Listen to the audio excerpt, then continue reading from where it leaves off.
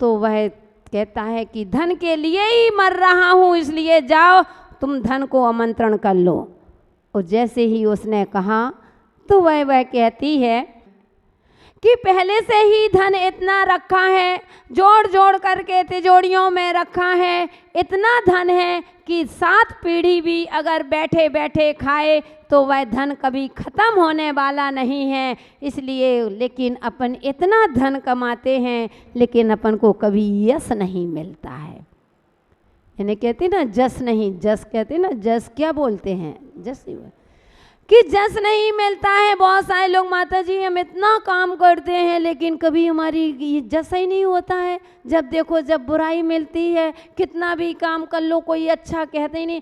तो वही कहती है बेटे का कहना है कि सब कुछ है, धन में धन इतना पहले से ही रखा है, वो अपने घर में यश कीर्ति नहीं है, यश ही नहीं, कोई नाम ही नहीं होता है। तो बेटे की भावना यश की है। तो उसने कहा ठीक जाओ, कोई दिक्कत नहीं, यश को मंगा लो, यश को बुला लेना, यश को आमंत्रण कर लो। तो वह जैसे ही बाहर जाने को होती है, ऊपर से छोटी बहू उतर के नीचे आ जाती है।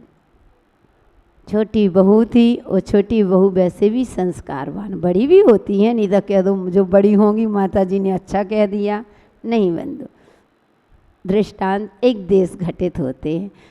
तो वह छोटी बहू थी, संस्कारवान थी, संस्कार लेकर के आई थी, अपने परिवार को चला रही थी। तो वह छोटी बहू कहती है माँ से, सासू से कहती है कि माँ जी मैंने आपकी और पिताजी की पूरी वार्तालाप को सुना है। आपने और पिताजी से क्या कहा, पिताजी ने आपसे क्या कहा, मैंने वह भी सुनी है। और जो सामने 3 लोग दरवाजे पर खड़े हैं, मैंने उनकी भी बात सुनी है कि कौन आएगा। इसलिए माँ मेरी बात अगर आप मानते हैं तो धन किस काम का और यश किस काम का, अगर प्रेम नहीं, इसलिए तुम प्रेम को मांग लो। और वह बात मान जाती है कि बहू ने जो कुछ कहा अच्छा कहा, बहुत अच्छा। तो वह जाती है और सामने कहती है कि भाई साहब आपके इनमें से जो भी प्रेम हो वह मेरे घर में अंदर आपका स्वागत है, आप आ सकते हैं। उस जैसे ही वह उसने प्रेम को मांगा, वह प्रेम कहता है कि हे बहन मुझे यह तो पता नहीं, लेकिन तुमने जिसने तुमको यह सलाह दी है कि प्रेम को मांगो, उसकी मैं सबसे पहले पीठ थपथपाना चाहता हूँ, मैं उसको आशीर्वाद देना चाहता हूँ। और इतना कहा और प्रेम जैसे ही अंदर आता है बंधु, धन पीछे से आ जाता है और यश भी आ जाता है। तो वह कहती है कि मैंने तो प्रेम को मांगा था, आप कह रहे थे कि 3 में से 1 आएगा, लेकिन मैंने प्रेम को मांगा लेकिन आप तो तीनों आ गए। तो वह प्रेम कहता है कि हाँ बहन ध्यान रखना, तुमने प्रेम को मांगा, अगर तुम धन को मांगते तो हम दोनों यहाँ से चले जाते, तुम्हारे यहाँ मात्र धन ही आता। और तुम यश को मांगते तो तुम्हारे यहाँ यश ही आता, धन और प्रेम तुम्हारे यहाँ से चला जाता। लेकिन तुमने प्रेम को मांगा है, जहाँ प्रेम होता है वहाँ धन और यश अपने आप हुआ करता है। इसलिए यही तो उस सेठ के साथ हुआ था ना, कि वह सेठ था, वह लक्ष्मी कहती है कि सेठ जी मुझे तुम्हारे घर में रहते बहुत बरसों हो गए हैं, अब मैं तुम्हारे यहाँ से विदा लेना चाहती हूँ। ध्यान रखना, लक्ष्मी का स्वभाव हमेशा घुमक्कड़ होता है। वह लक्ष्मी कहती है कि बहन हे सेठ जी मुझे तुम्हारे घर में रहते बरसों हो गए हैं, इसलिए मैं तुम्हारे घर से अब जाना चाहती हूँ, मैं घूमना चाहती हूँ। और आपने भी देखा होगा बंधो, पहले के समय में जो कैलेंडर होते थे तो वह लक्ष्मी के फोटो देखना हमेशा खड़ी हुई मिलती है। आज के ज़माने की नहीं, आज तो कंप्यूटर का ज़माना है, चाहे लिटा दो, उठा दो, बिठा दो, उल्टी सीधी कैसे भी कर सकते हो, तिरछा आड़ा, लेकिन बात है कि पहले के देखी ना, लक्ष्मी के कैलेंडर देखे हैं, लक्ष्मी के कैलेंडर में लक्ष्मी की फोटो हमेशा खड़ी हुई मिलती है और सरस्वती की फोटो कभी खड़ी हुई नहीं, वह बैठी हुई मिलती है। यह प्रतीक है, तुम्हें संकेत दे रही है कि हे सेठ जी, लक्ष्मी कह रही है तुमने जरा सा भी गड़बड़ किया वो मैं तुम्हारे यहाँ से भागी, मैं तुम्हारे यहाँ से चली, इसलिए ध्यान रखना। तो वह कहती है कि सेठ जी अब मैं जा रही हूँ, और बरसों हो गए, मेरा स्वभाव घुमक्कड़ है, मैं घूमने जा रही हूँ। सेठ जी उठते हैं, उस लक्ष्मी के चरण पकड़ लेते हैं। बोले क्या कह रही हो लक्ष्मी? बोले हाँ सेठ जी, मैं अब आपके घर से जा रही हूँ। सेठ जी के आंखों में आंसू आ गए और बोले हे लक्ष्मी, अगर तू ही चली गई तो मुझे कौन पूछने वाला है? आज मेरी जो पूछ है, लोग मुझे सम्मान दे रहे हैं लक्ष्मी, तेरे ही कारण दे रहे हैं। और वास्तव में बंधुओं ध्यान रखना, आज जो भी तुम्हें दुनिया, अगर तुम्हारे पास पैसा है, वो दुनिया तुमको सम्मान दे रही है, रिस्पांस दे रही है, आज तुम्हारा सम्मान कर रही है, तो ध्यान रखना तुम्हारी कीमत नहीं, इसकी कीमत कर रही है।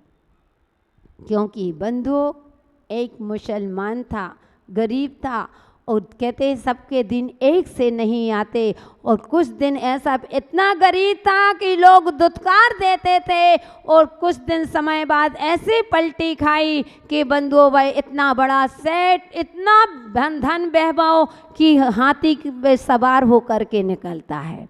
और जैसे ही वहाँ से निकलता है वह मुसलमान भाई, जितने लोग मिलते थे नमस्कार नमस्कार, तो वह जैसे ही उसने कहा कि भाई साहब नमस्कार, तो वह उसका रिप्लाई करता था कि जाकर के कह दूंगा।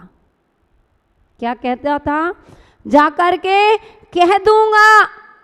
अब उसने कहा, सब लोग परेशान, एक दिन 10 महीनों सालों हो गए, जो भी उसको नमस्ते नमस्कार राम राम जो भी होता हो अगर करते हैं, गुड मॉर्निंग जो भी करते हैं, तो वह कहता है कि कह दूंगा। अब किसी की हिम्मत ना पड़े कि ऐसा क्यों बोल रहा है।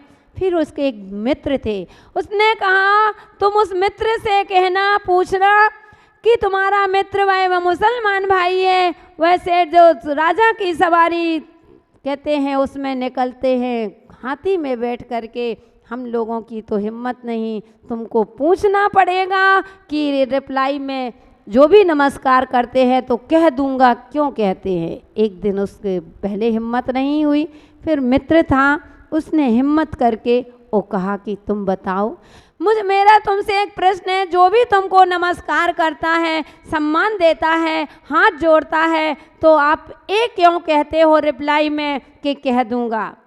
वो हंस गया, उसने कहा कुछ नहीं। 2 दिन उसने कहा मित्र तुमको बताना पड़ेगा, नहीं तो हमारी तुम्हारी दोस्ती खत्म। साहस करके उसने कहा चलो मित्र, दोस्ती ख़त्म मत करो, हम तुमको, चलो तुम हमारे साथ चलो। और वह उसके घर जाता है। जैसे ही घर में पहुंचा, कमरे के अंदर कमरा था। जिस कमरे में देखा, एक कमरे में लाइन से तिजोरी रखी हुई थी, माले ही माल रखा हुआ था।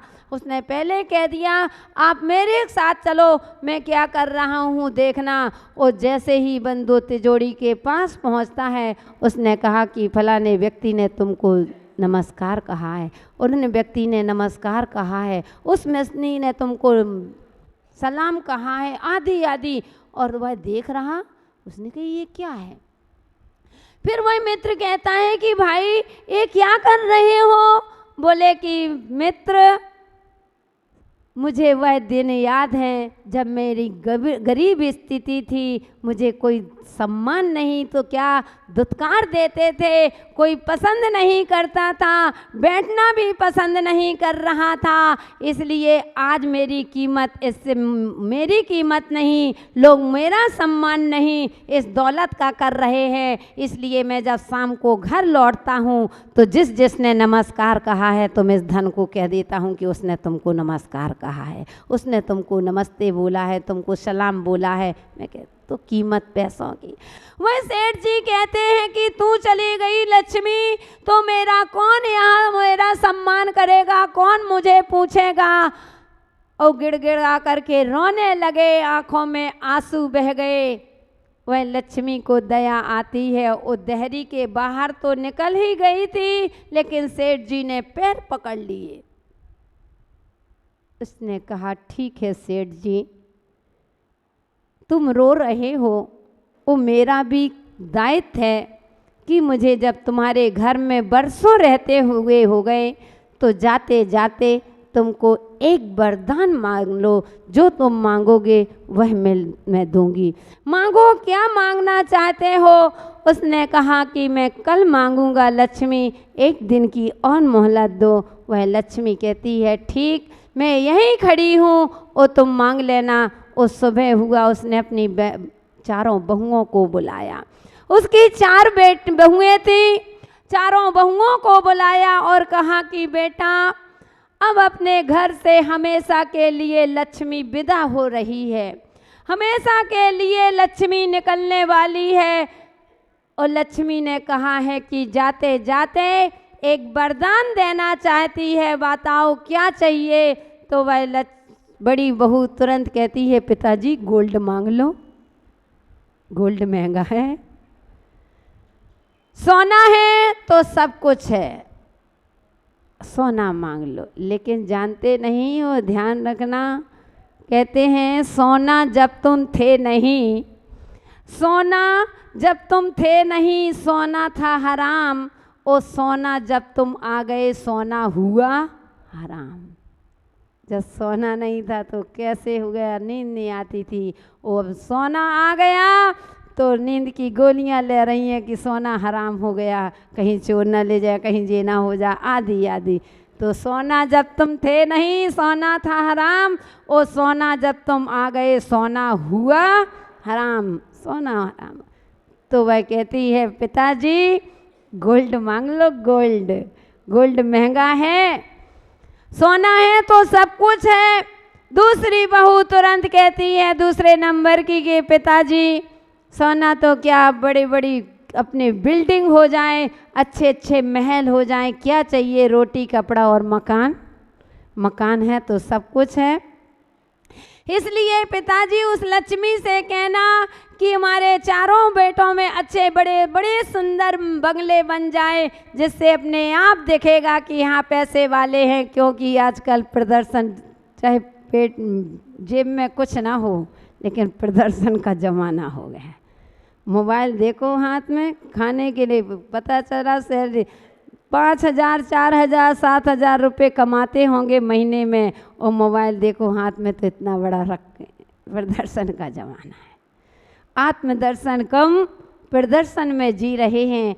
यही तो संसार में कहते हैं जीवन तीर्थ ना बन करके जीवन कहते हैं तमाशा बन जाता है। जो प्रदर्शन में जीता है उसका जीवन हमेशा तमाशा बनता है, और जो आत्मदर्शन में जीता है उसका जीवन हमेशा तीर्थ बन जाता है। तो वह बहू कहती है बड़े बड़े बंगले मांग लो। तीसरी बहू से पूछा बेटा तू बता। तो वह कहती है पिताजी लक्ष्मी से कहना कि हमारी बड़ी बड़ी फैक्ट्री खुल जाए, जब बड़ी बड़ी फैक्ट्री होंगी तो पैसा अपने आप आएगा। चौथी बहू से पूछा बेटा क्या मांगा जाए, बताओ बेटा क्या मांगा जाए। वह कहती है कि पिताजी जो आपको मांगना है वह मांगो, मैं तो छोटी हूँ, मैं क्या मांगूं। तो उसने कहा नहीं बेटा, यहाँ छोटे बड़े का नहीं, सबका अधिकार है। आखिर तुम भी तो बहू हो, मांगो, क्या मांगना चाहती हो, तुम भी अपनी बात रखो। तो वह बहुत मना करती है, लेकिन पिता के पूछने पर वह कहती है ठीक है पिताजी, अगर आप मुझसे पूछते ही हैं कि क्या चाहिए है, लक्ष्मी से क्या मांगा जाए, तो मेरी बात मानो, उस लक्ष्मी से कहना कि हे लक्ष्मी तू कल जाती है तो आज जा, और आज जाती हो तो इसी वक्त जाओ, लेकिन जाते जाते इतना वरदान दे करके जाओ कि हमारे परिवार में चारों बहुओं में बेटों में आपसी में प्रेम भाव बना रहे, इसके अलावा कुछ नहीं चाहिए। बंधु, सेठ को वह बात जम गई और जैसे ही लक्ष्मी बाहर खड़ी थी, दूसरे दिन उस लक्ष्मी ने कहा, सेठ जी मांगो, क्या मांगते हो? वह सेठ कहता है कि हे लक्ष्मी, तुझे कल जाना है तो आज जा, और आज जाने हाँ तो इसी वक्त जाओ। तो लक्ष्मी को बड़ा आश्चर्य हुआ, इतना अंतर? कल पैर पकड़ रहे थे कि हे लक्ष्मी तू चली गई तो मेरा कौन है, और आज इतना जमीन आसमान का अंतर, इतना अंतर क्यों? तो उसने सोच तो रही है। फिर वे सेठ कहते हैं कि सेठ लक्ष्मी कल जाती है तो आज जाओ, लेकिन जाते वक्त बस इतना वरदान दे कर के जाना कि मैं चारों बहुओं में प्रेम भाव बना रहे। इतना मांगा भव आत्माओं। वह लक्ष्मी जो दरवाजे के बाहर खड़ी थी, वह दरवाजे से घर के अंदर प्रवेश कर जाती है और कहती है कि बस सेठ जी ध्यान रखना, जिस घर में प्रेम भाव होता है उस घर में मैं हमेशा निवास करती हूँ। जिस घर में प्रेम भाव हुआ करता है उस घर में मैं हमेशा के लिए निवास करती हूँ। जिस समाज में प्रेम भाव होता है उस घर में, समाज में मैं हमेशा के लिए निवास करती हूँ। और जिस समाज में, परिवार में कलह होती है, प्रेम भाव नहीं होता है, उस घर से मैं हमेशा के लिए निकल जाती हूँ। वो अपनी छोटी बहन दरिद्रता, जिसको गरीबी कहते हैं, दरिद्रता समझते होंगे मेरी भाषा को, कि अपनी छोटी बहन दरिद्रता को छोड़ जाती हूँ और मैं हमेशा के लिए निकल जाती हूँ। इसलिए बंधुओं, लौकिक में भी है कि जब प्रेम का इतना महत्व है तो पारलौकिक में तो प्रेम की और ज़्यादा आवश्यकता है। निस्वार्थ प्रेम, और प्रेम ऐसा करना बंधुओं, कोई भी आकांक्षा नहीं। प्रेम में कभी आकांक्षाएं नहीं होती हैं। अगर आपकी आकांक्षाएं लगी होती है वह तो लेन देन सौदा होगा, लेकिन वहाँ वह प्रेम, सच्चा प्रेम नहीं हो सकता है। दुनिया आती है, बुलाने वाला चाहिए। आज दुनिया प्रेम की भूखी है। आज साधु पीछे क्यों लगे हो, साधुओं के पास क्यों बैठते हो? क्यों? क्योंकि साधु अच्छा बोलता है, प्रेम से बोलता है, वो आप प्रेम चाहते हो। जब तुम प्रेम चाहते हो तो प्रेम बांटना भी सीखो। जैसा बांटोगे वैसा ही अपने पास तुरंत आएगा। अब चाहते हो प्रेम और देश के भाव रखे हुए हैं? नहीं बंधु।